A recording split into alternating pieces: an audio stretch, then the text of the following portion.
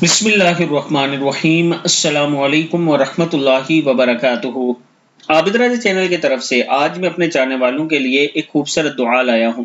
یہ دعا خصوصاً اولاد کے لیے ہے، آپ کے گھر والوں کے لیے ہے، بیوی کے لیے ہے، آپ کے رشتہ داروں کے لیے ہے۔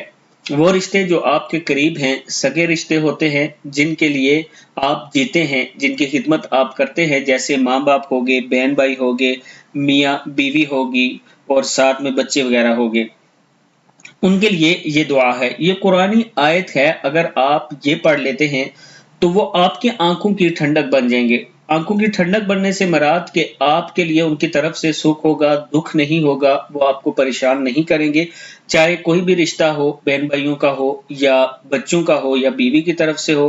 اگر آپ جس نیت سے بھی پڑھیں گے تو اللہ تعالیٰ کا خاص کرم ہوگا۔ نماز مغرب کے بعد آپ 7 مرتبہ پڑھیں اور ہر نماز کے بعد 3 مرتبہ یہ آیت مبارک پڑھیں۔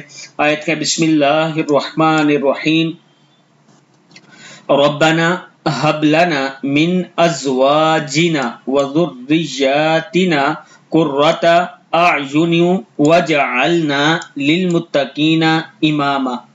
پھر پڑھ لیں، ربنا هب لنا من ازواجنا وذرياتنا قرة اعین واجعلنا للمتقین اماما۔ پھر پڑھ لیں، ربنا هب لنا من ازواجنا وذرياتنا قرة اعین واجعلنا للمتقین اماما۔